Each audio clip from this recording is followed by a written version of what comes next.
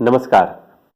कार्यक्रम में आपका स्वागत है। आज के इस खास एपिसोड में हम आपको राजनीति से हटकर आध्यात्म की दुनिया में लेकर चलेंगे। एक शायर ने बहुत खूब कहा है, मैं और मेरा यार एक ही बस्ती में रहते हैं, फिर भी न जाने क्यों मिलने को तरसते हैं। आत्मा और परमात्मा का संबंध भी कुछ ऐसा ही है, बल्कि आत्मा तो परमात्मा का ही अंश है जो हर किसी के अंदर मौजूद है, लेकिन फिर भी उसकी खोज में हम दर दर भटकते हैं, कभी मंदिर और कभी मस्जिद में, लेकिन सफलता कहीं हासिल नहीं होती और इसी में जीवन की सांझ हो जाती है। इसीलिए किसी ने कहा है, सुबह होती है, शाम होती है, यूं ही जिंदगी तमाम होती है।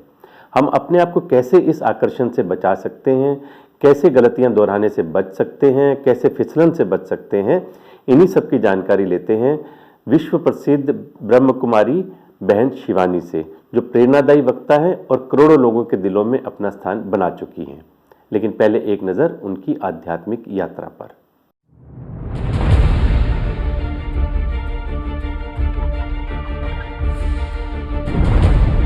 वो जब भी बोलती हैं, उनके कहे गए अनमोल शब्द सैकड़ों लोगों को कामयाबी की राह दिखाते हैं, आगे बढ़ने की सीख देते हैं। उनके शब्दों को लोग अपने अंदर समाहित करते हैं और इन शब्दों को अपने जीवन में स्थान देते हैं। ये अनमोल शब्द हैं ब्रह्मा कुमारी शिवानी दीदी के, जिनको लोग बीके शिवानी के रूप में भी जानते हैं। ब्रह्मा कुमारी शिवानी 1996 से ब्रह्मा कुमारी के विश्व आध्यात्मिक संगठन की शिक्षाओं को एक चिकित्सक और राजयोग मेडिटेशन शिक्षिका के तौर पर जन जन तक पहुंचा रही हैं। 2007 से उनका TV show awakening with Brahma Kumari अलग अलग चैनलों पर प्रसारित होता है, जिसका उद्देश्य विभिन्न तर्कों के माध्यम से जीवन जीने का सही तरीका सिखाना है। एक दशक से अधिक समय से ये शो भारत ही नहीं, America, Canada, Britain, Africa, Australia, New Zealand, मध्य पूर्व और दक्षिण पूर्व एशिया में लोगों द्वारा काफी पसंद किया जा रहा है। बीके शिवानी के एक और टीवी शो हैप्पीनेस अनलिमिटेड भी काफी सफल है। इसकी सफलता के कारण इस शो को एक किताब के रूप में भी पब्लिश किया गया। ये पुस्तक धार्मिक और आध्यात्मिक क्षेत्र की नंबर 1 बेस्ट सेलर है। साथ ही उनकी अगली पुस्तक बीइंग लव भी जल्द लोगों के बीच उपलब्ध होगी। दुनिया भर के 20 से अधिक देश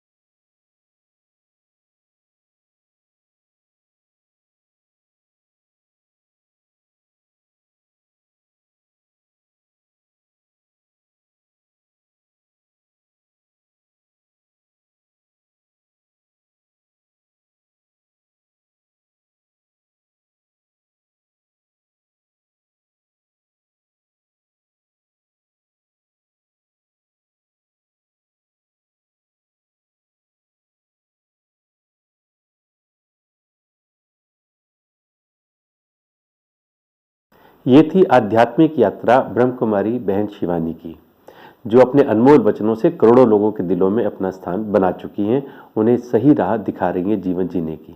आइए मिलते हैं शिवानी दीदी से। शिवानी जी, आपका बहुत बहुत स्वागत है। ओम शांति। Thank you. शिवानी जी, आप ब्रह्म कुमारी से कब जुड़ी, कैसे आपको प्रेरणा मिली यहाँ से जुड़ने की? मेरे पेरेंट्स ब्रह्मा कुमारी सेंटर पे रेगुलरली जाते थे, एंड जब पेरेंट्स कोई ज्ञान को स्टडी कर रहे हैं तो उसकी बातें घर में तो ऑटोमेटिकली होना शुरू होंगी, और मेडिटेशन भी रोज़ घर में करते थे। तो मेरी मदर ने काफ़ी ट्राई किया कि मुझे भी इमिजिएटली, क्योंकि मैं कॉलेज में थी उस टाइम, इंजीनियरिंग कॉलेज में, कि मुझे भी उसको स्टडी करना चाहिए। लेकिन लाइफ में सब कुछ परफेक्ट था, पढ़ाई में सब परफेक्ट था, जीवन में कोई ऐसा चैलेंज नहीं था, तो मुझे कुछ ज़रूरत भी नहीं लगी कि स्पिरिचुअलिटी की क्या ज़रूरत है अपनी लाइफ में, या मेडिटेशन क्यों करनी चाहिए। तो मैंने एक्चुअली काफ़ी टाइम तक अपने आप को उससे डिस्टेंस ही रखा कि मुझे उसमें कोई इंटरेस्ट नहीं था।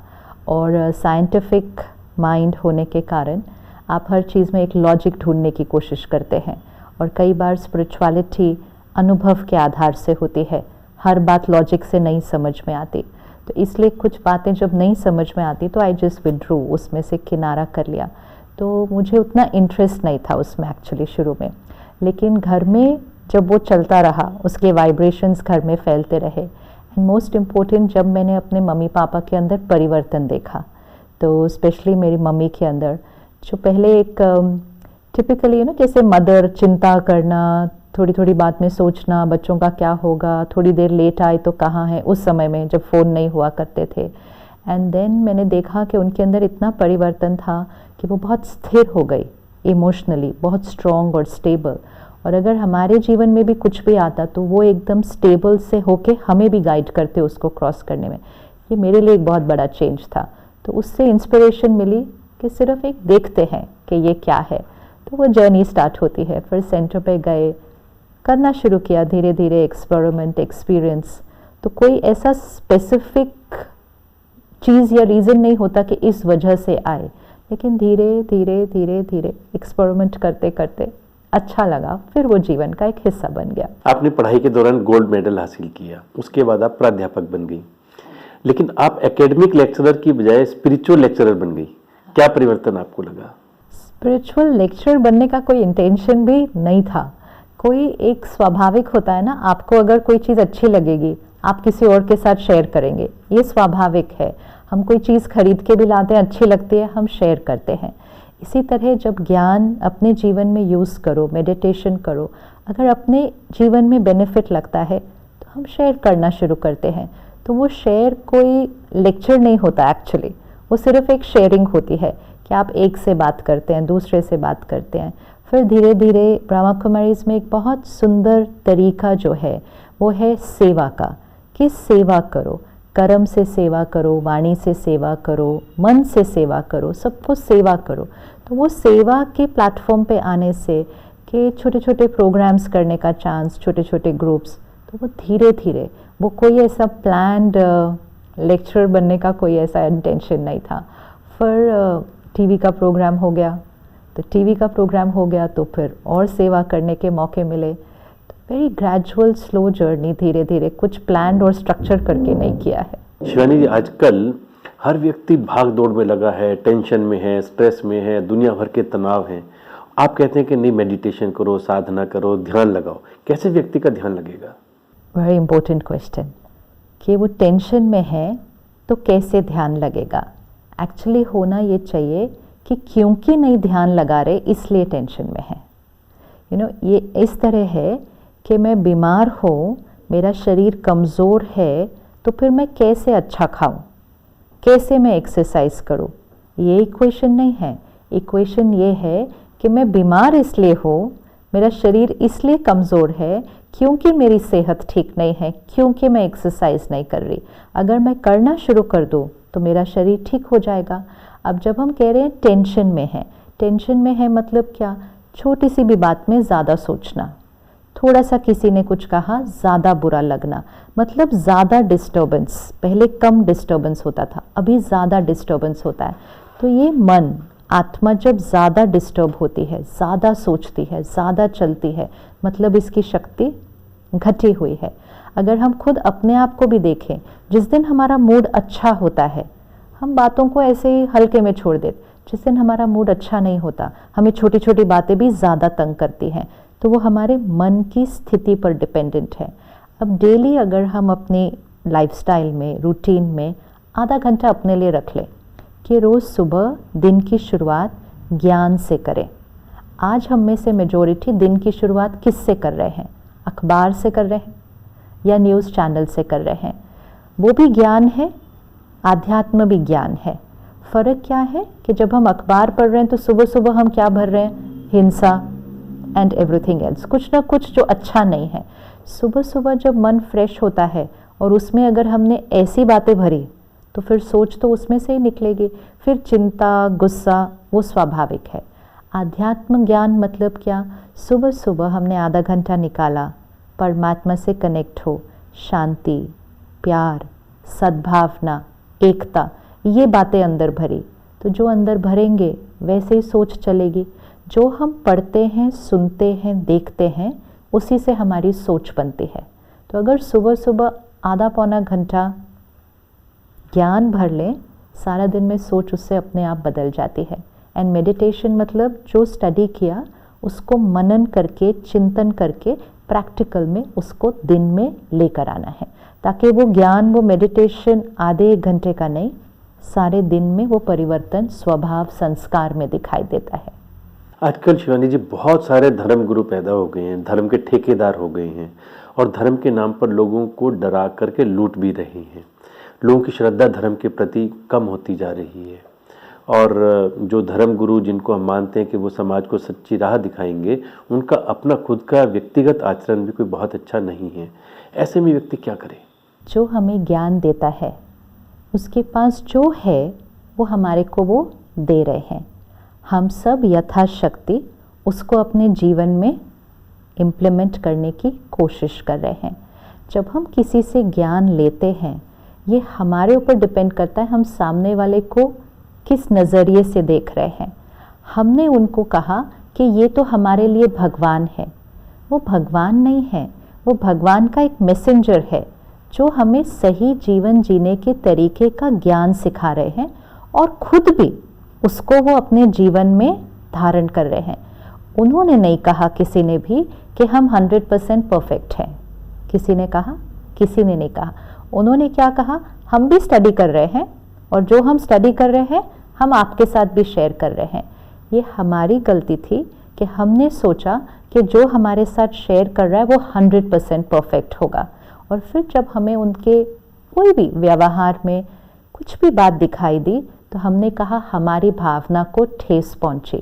लेकिन चेकिंग हमें अपनी करनी है। दूसरों के अंदर बातें ढूंढना, इससे कोई नुकसान सिर्फ किसका होगा? हमारा होगा। हमें उनसे भावना से, प्यार से, सम्मान देते हुए उनसे ज्ञान लेना है। कनेक्शन परमात्मा से जोड़ना है। देने वाला शिक्षक है, टीचर है। उस टीचर को शत शत नमन, उनका सम्मान। लेकिन अगर उनके प्रति हम इस तरह से भावना रखेंगे तो नुकसान तो हमारा ही होगा। हमने उनको भगवान का दर्जा दिया और तब हमारे को ठेस लगी। वो भी हमारी तरह इस जर्नी पर हैं। जैसे सपोज हम सब 5 लोग वाइट ड्रेस पहने और पांचों की इस जीवन की यात्रा पे वो वाइट ड्रेस पे थोड़ा दाग लग गया। आपने भी पहनी, मैंने भी पहनी। फिर आपको कोई ऐसी चीज़ मिली जिससे आपकी ड्रेस के दाग क्या होने लगे? निकलने लगे। क्योंकि आपको मिली, आपने मुझे भी उस बारे में बताया, मैंने आपसे वो राय ली, मैंने अपनी साफ करनी शुरू की।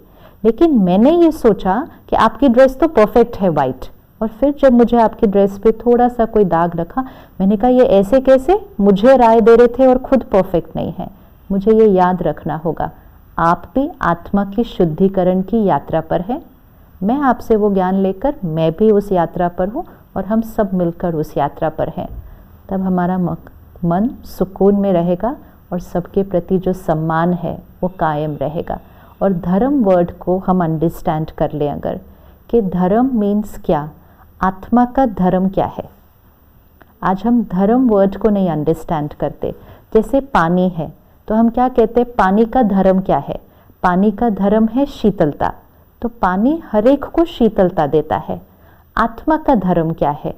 शांति, प्यार, खुशी, पवित्रता, ज्ञान। ये आत्मा का धर्म है, आत्मा की क्वालिटी है। और हर आत्मा का पर्पस क्या है? हर एक को प्यार, सम्मान, खुशी देना। जिन्होंने हमें जीवन जीने का तरीका सिखाया, जिन्होंने हमें आत्मा का धर्म क्या है वो सिखाया, हमने कहा इन्होंने धर्म स्थापक किया। तो फिर हमने क्या कहा? हिंदू, मुस्लिम, क्रिश्चियन, ईसाई। फिर हमने बहुत सारी डिविजन्स कर दिए। हर एक जो शिक्षक था वो सब एक ही बात सिखा रहे थे ना, किसी ने भी अलग बात नहीं सिखाई थी। लेकिन हम शिक्षा से जुड़ने की बजाय शिक्षक से जुड़ गए। शिक्षक से जुड़े तो मैंने कहा मैं अलग, आप अलग। अगर हम शिक्षा से जुड़े तो हम सब यूनाइटेड हैं। धर्म हमें अलग करने के लिए नहीं आया था, धर्म हम सबको जोड़ने के लिए आया था। लेकिन हम टीचर से कनेक्ट हो रहे हैं, हमें टीचर की दी हुई टीचिंग से कनेक्ट होना है। और अगर हम टीचिंग से कनेक्ट होंगे ना हम सबके पास सेम टीचिंग है, और वो टीचिंग है आत्मा का धर्म, शांति, प्यार, पवित्रता और आनंद। मुझे लगता है कई बार हम ओवर एक्सपेक्टेशन भी रखने शुरू कर देते हैं अपने टीचर्स के प्रति। हाँ, तो वो ओवर एक्सपेक्टेशन, हम एक्सपेक्टेशन परफेक्शन की कर रहे हैं। हम एक्सपेक्टेशन परफेक्शन की कर रहे हैं कि ये आत्मा परफेक्ट है। उन्होंने नहीं कहा कि हम परफेक्ट हैं। और जब वो परफेक्शन नहीं दिखती है तो हमारे दिल को ठेस पहुंचती है और हमारी आस्था कहीं ना कहीं डगमगा जाती है। तो वो परसेप्शन की गलती किसकी? हमारी। हमें, अगर हम उनको वो नज़रिए से देखें कि वो भी इस जर्नी पे हैं, हम भी इस जर्नी पे हैं, फ़र्क ये है कि वो हमारे से ज़्यादा इस जर्नी पे बहुत समय से चल रहे हैं, तो उन्हें उस चीज़ का अनुभव है, तो वो हमें शेयर कर रहे हैं, हम उसको ले रहे हैं, हम भी उस जर्नी पे चल रहे हैं, तो हम उनसे सम्मान, ग्रैटिट्यूड से उस ज्ञान को स्वीकार करें। हमारी एक्सपेक्टेशंस ही हमारे फिर दुख का कारण बनती है, नहीं तो। शिवानी जी, आप अपने प्रवचनों में अंग दान के लिए भी बहुत महत्व देती हैं, लोगों को मोटिवेट भी करती हैं, लेकिन बहुत से लोगों का मानना है कि अंग भंग नहीं होना चाहिए। जो आप अपने प्रवचनों में लोगों को राह दिखाते हैं कि अंग दान जरूर करने चाहिए। आपने कहा पुनर्जन्म होता है, तो जन्म किसका होता है? अभी हम इस शरीर में हैं, एक क्षण आया, मुझ आत्मा ने शरीर छोड़ा, शरीर पीछे रह जाएगा, तो पुनर्जन्म किसका होगा? आत्मा इस शरीर से निकलेगी, गर्भ में प्रवेश करेगी। जब आत्मा इस शरीर से निकली, दूसरे गर्भ में प्रवेश किया, आत्मा अपने साथ क्या लेकर गई? संस्कार लेकर गई और अपने किए हुए कर्म लेकर गई। पीछे क्या छोड़कर गई? अपना सारा कुछ जो था वो पीछे छोड़ के गई। तो जैसे हम अपनी ड्रेस पीछे छोड़कर जाते हैं, वैसे हम अपना शरीर भी पीछे छोड़कर जाते हैं। उस शरीर का एक दिन के अंदर अंदर अंतिम संस्कार कर दिया जाएगा। अगर वो शरीर से किसी को जीवन दान मिलता है, किसी को नेत्र मिलते हैं, किसी को लिवर मिलता है, किसी को किडनी मिलता है, उस एक को नहीं मिलता, उसका सुख कितनों को मिलता है? उस पूरे परिवार को मिलता है। तो अगर हमारा वो शरीर जो किसी काम का नहीं है, अगर आप देखो कपड़े भी किसी के काम आ जाए, हमारी बुक्स पीछे किसी के काम आ जाए, हमारी चीज़ें किसी के काम आ जाए, हमारा शरीर किसी के काम नहीं आ रहा था, उसको तो हम जला रहे थे या दफना रहे थे।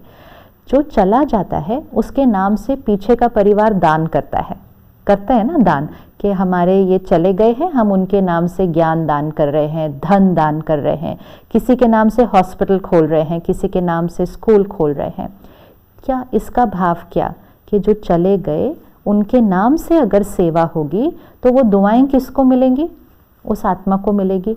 वो आत्मा आगे जिस यात्रा पर गई है, ये दुआएं उसके साथ जाएंगी और उसके आगे के जीवन को भी बहुत निर्विघ्न बनाएंगी।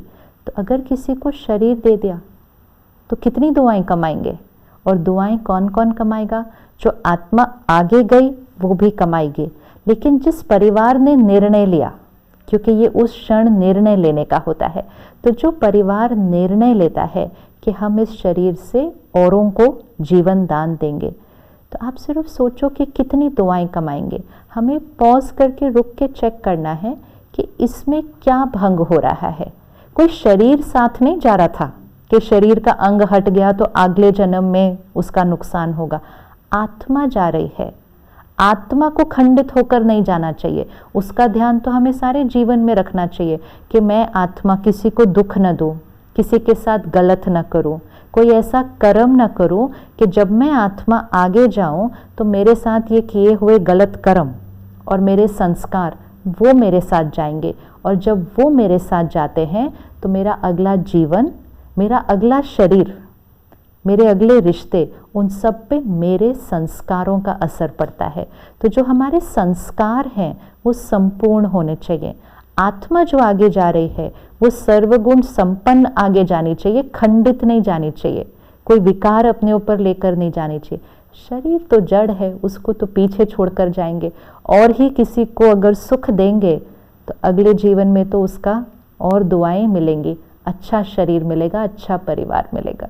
शिवानी जी, ब्रह्म कुमारीज के बारे में एक जनरल अवधारणा ये है कि यहाँ पर पति पत्नी के रिश्ते भी भाई बहन में बदल जाते हैं। आप ब्रह्मचर्य पर इतना ज़्यादा जोर देती हैं, ये प्रकृति के नियम के विरुद्ध नहीं है क्या? काम, क्रोध, लोभ, मोह, अहंकार, 5 विकार हम रोज स्टडी करते हैं कि ये 5 विकार हैं, राइट। तो उसमें सबसे पहला विकार कौन सा आया? काम विकार। अब हमें ये लगता है कि ब्रह्मचर्य, पवित्रता की पालना, ये प्रकृति के विरुद्ध है। कोई भी चीज़ मन की स्थिति है, मन की स्थिति है। आज जो हम समाज में देख रहे हैं, सिर्फ उसी को देख लेते हैं। आज एक बच्चा भी सुरक्षित नहीं है। आज एक बच्चे को घर नहीं छोड़ के जा पाते लोग कि पता नहीं कौन क्या कहाँ। आज बच्चे को स्कूल भेजने से भी पेरेंट्स डरते हैं, क्योंकि काम विकार अति को पहुंच चुका कि मानसिकता के अंदर, सोच में कितनी अपवित्रता आ गई है कि एक छोटे से बच्चे को भी किस नज़रिए से देखते हैं, किस दृष्टिकोण से देखते हैं। ये है काम विकार की अति। क्या ये नेचुरल है? क्या ये नेचुरल है? ये नेचुरल नहीं है। ये काम विकार की अति कैसे हुई? मेरी विकारों की अति हुई। अब इसी तरह पवित्रता, पवित्रता मतलब मेरी दृष्टि हर एक के प्रति पवित्र है। अगर किसी की दृष्टि अपवित्र हो सकती है तो किसी की दृष्टि पवित्र क्यों नहीं हो सकती? अगर हम दूसरा विकार लें, क्रोध, अगर कोई क्रोध कर सकता है तो कोई बिना क्रोध के भी तो काम कर सकता है। इनमें से दोनों में से कौन सा प्रकृति के विरुद्ध है, क्रोध या शांति? तो हम कहेंगे क्रोध करना नेचुरल है क्या? क्रोध तो डिस्कम्फर्ट ही दे रहा है। तो काम, क्रोध, लोभ, मोह, अहंकार, ये सोच है, ये संस्कार है। नहीं ध्यान रखा तो अति तक पहुंच गया है, और ध्यान रखा तो पवित्रता आत्मा का नेचुरल गुण है। ब्रह्मा कुमारी इसमें जो हम स्टडी करते हैं वो है राजयोग। राजयोग मतलब स्व पर राज्य, और स्व पर राज्य करना मतलब इन 5 विकारों के ऊपर जीत पाना। तो ऐसा नहीं है कि ब्रह्मचर्य कंपल्सरी है, लेकिन जब हम सेंटर पर आते हैं हमें समझ में आता है कि काम विकार का क्या नुकसान है और ब्रह्मचर्य आत्मा के लिए और शरीर के लिए कितना यूज़फुल है। फिर हर एक अपने आप चूज़ करता है, और जो उसको चूज़ करता है वो उसको अपने जीवन में धारण करता है। लेकिन प्रैक्टिकल प्रूफ है कि इतने सारे कपल्स, इतने सारे यूथ इतने प्यार से इस जीवन को जी रहे हैं, बिल्कुल कुछ नहीं लगता है, because it's only one thought. ये सिर्फ करके देखने की, एक्सपेरिमेंट करके देखने की चीज़ है। तो कोई हस्बैंड वाइफ को भाई बहन बनाने का कॉन्सेप्ट नहीं है, लेकिन हस्बैंड वाइफ एक बहुत प्यारा रिश्ता निभाएं, लेकिन अगर वो चाहें उस रिश्ते को पवित्रता के आधार पर निभा सकते हैं। ऐसे लाखों कपल्स सेंटर पर आते हैं। शिवानी जी, ब्रह्म कुमारी के इतने सारे प्रोजेक्ट चल रहे हैं, आप आध्यात्म की शिक्षा देते हैं, इसके अलावा सोशल वेलफेयर प्रोजेक्ट क्या चल रहे हैं ब्रह्म कुमारी? सोशल वेलफेयर में जैसे सेवा तो हर जगह होती है, हर शहर में इतने सारे सेंटर्स हैं, हर सेंटर्स पे भाई बहन आके मेडिटेशन सीखते हैं। उसके अलावा काउंसलिंग होती है, डी एडिक्शन के प्रोजेक्ट्स चलते हैं, हॉस्पिटल्स खुले हुए हैं कि जिन हॉस्पिटल्स में मेडिसिन के साथ साथ मेडिटेशन को भी यूज़ किया जाता है। एक बहुत सुंदर नया प्रोजेक्ट चला है, वो है योगिक खेती, कि खेतों में जाकर, किसानों के साथ खेतों में जाकर खेतों पर मेडिटेशन किया जाता है, ताकि मेडिटेशन के प्रयोग से और केमिकल्स और पेस्टिसाइड्स वो न यूज़ करें, और योग से, अपनी संकल्प की शक्ति से जो रिजल्ट निकल कर आती है, उस फूल की, उस फल की, उस पौधे की, उस सब्जी की, उसका साइज़, उसका रंग, उसका टेस्ट, एंड मोस्ट इम्पोर्टेंट उसकी वाइब्रेशंस। इसी तरह और प्रोजेक्ट है reversal of coronary artery disease, कि हार्ट के जो ब्लॉकेजेस हैं वो स्पिरिचुअल लाइफस्टाइल से कैसे ठीक होते हैं, डायबिटीज़, ऐसे बहुत सारे। और सोलर का सबसे बड़ा कुकिंग सिस्टम जो है वो माउंट आबू में सबसे पहले लगा। तो सोलर का बहुत ज़्यादा प्रमोशन होता है, सब सेंटर्स पे सोलर प्लांट्स हैं, ताकि लोग उसको देखकर अपने अपने घरों में भी यूज़ करें। तो सोशल प्रोजेक्ट्स धीरे धीरे चलते हैं। सेंटर पर बहनें तिहाड़ जेल, ऐसे और जेल्स में जाकर जेल में भी सेवा करते हैं। स्कूल्स, कॉलेजेस, हर जगह, गांव में बहनें तो हमेशा ही सेवा पर उपस्थित हैं। आपके मिशन के साथ करोड़ों लोग जुड़े हुए हैं। यदि हमारे दर्शक आपके साथ में, आपके मिशन के साथ जुड़ना चाहें, ब्रह्म कुमारी का सदस्य बनना चाहें या कुछ मेडिटेशन सीखना चाहें, कैसे संपर्क करें? ब्रह्मा कुमारी के तो हर जगह सेंटर है, अबाउट 140 देशों में है। भारत देश में कहें तो हर शहर में, हर टाउन में, गांव में भी है। हर शहर में भी मैक्सिमम 4 या 5 किलोमीटर के अंदर एक सेंटर है, और सेंटर पर जाकर मेडिटेशन सीखना चाहते हैं ये बस बहनों को बताएं। 7 दिन का कोर्स है, 1 घंटा रोज़, कोई भी 7 दिन, कोई भी 1 घंटा, और ये सब कुछ निःशुल्क कराया जाता है। तो बहनों के साथ बस अपना टाइम फिक्स करें और मेडिटेशन सीखना शुरू करें और फिर उसको अपने जीवन में रोज़ प्रैक्टिस करें। 3 महीने के अंदर अंदर परिवर्तन, महान अंतर अपने अंदर दिखाई देगा, ये डेफिनेट है। आपने कहा कि बहनें हैं हर सेंटर में और वो मेडिटेशन सिखाती हैं। क्या कारण है कि ब्रह्मा कुमारीज में दीदी और दादी बहनों का ही ज़्यादा रोल है, ज़्यादा आधिपत्य है? नहीं, ये तो नहीं कहेंगे, इक्वल है। जब ये संस्था स्टार्ट हुई तो निराकार परमात्मा ने जिसका आधार लिया वो है प्रजापिता ब्रह्मा, जिनका नाम पहले दादा लेखराज था।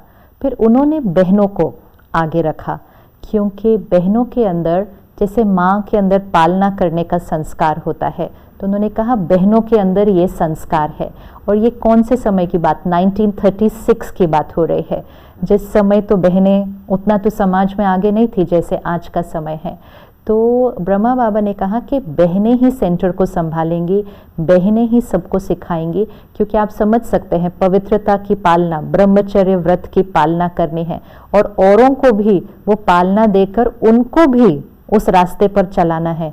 इसमें एक एक पर बहुत प्यार से पालना करनी पड़ती है, लेकिन इक्वल, मतलब आज अगर हम गिने कि कितने लोग जुड़े हुए हैं, इक्वल हैं भाई और बहनें। और एडमिनिस्ट्रेशन में भी बहुत सारे भाई हैं, लेकिन जो सेंटर होता है, हर एक सेंटर, और उसको जो संभालते हैं वो बहनें होती हैं, ताकि जो आए और मेडिटेशन सीखेगा वो मोस्टली बहनों से ही सीखेगा। अगर हम धर्म की बात करें तो हिंदू, मुस्लिम, सिख, ईसाई हर धर्म के लोग आपके यहाँ आते हैं या हिंदू धर्म के लोग ज़्यादा? कोई भी ऐसा रिलीजन ही नहीं है कि जिसके भाई बहन यहाँ नहीं हैं, क्योंकि ये रिलीजन की बात ही नहीं है। अगर मैं हिंदू हूँ तो मैं आज भी हिंदू ही हूँ, जो मुस्लिम है वो मुस्लिम ही है। तो कोई रिलीजन कन्वर्ट नहीं हो रहा। हमारा रिलीजन वही है जो हम थे। आध्यात्म एक स्टडी है, एक स्पिरिचुअलिटी, एक सोचने का तरीका, आत्मा को विकारों से मुक्त करने का तरीका, वो एक स्टडी है। तो सब धर्म, सब देशों में, सब रिलीजन्स, कास्ट, क्रीड, सबके भाई बहन आते हैं। शिवानी जी, आपके जीवन में इतनी पवित्रता है, आपके विचार भी इतने अच्छे हैं, करोड़ों लोगों के दिलों में आपने स्थान बनाया है। यदि आपको राजनीति में जाने के लिए कहा जाए तो आपको कैसा लगेगा? राज्य तो खुद पर करना है अभी पहले, है ना। ये वो समय है जो हम सबको खुद पर राज्य करना है। स्वराज्य आज के समय की नीड है हमारी। स्वराज्य से ही स्वर्ग इस सृष्टि पर आएगा। आप शब्दों में उलझा रहे हो, मैं सीधी सीधी पॉलिटिक्स की बात करना जीवन का चाहता हूं। लक्ष्य है। मुझे तो ये भी नहीं पता कि कल क्या करना है, लेकिन जीवन का लक्ष्य बहुत क्लियर है कि आध्यात्म को अपने जीवन में पूर्ण रीति से धारण कर। अभी जर्नी बहुत है, अभी तो बहुत कम हुआ है, बहुत अभी अपने ऊपर काम करना है। उसको करके जितना निमित्त बन सके औरों के साथ शेयर करें। इस सृष्टि को परिवर्तन करना है, ये परमात्मा का संदेश है। ये कलयुग बहुत अति को पा चुका है, लेकिन जब घोर रात्रि हो जाती है तब सृष्टि बदलनी है। तो हम सबको मिलकर, हम किसी भी रोल में हो उससे फ़र्क नहीं पड़ता, मीडिया कर रहे हो या हम प्रोफेशनल कोई भी हो, लेकिन जिस भी रोल में हो, अगर हम उसको प्योरिटी से निभाते हैं तो हम इस सृष्टि को परिवर्तन करने में अपना योगदान देते हैं। बहुत बहुत धन्यवाद शिवानी जी, आपने बहुत सरल और सहज तरीके से हमारी आज की ये आध्यात्मिक यात्रा कराई है और मुझे लगता है दर्शकों को भी निश्चित रूप से इसका लाभ मिलेगा। आपका बहुत बहुत धन्यवाद। शांति, थैंक यू। ये थी मुलाकात शिवानी दीदी के साथ। अगले सप्ताह कार्यक्रम में फिर एक नई शख्सियत से मिलेंगे। नमस्कार।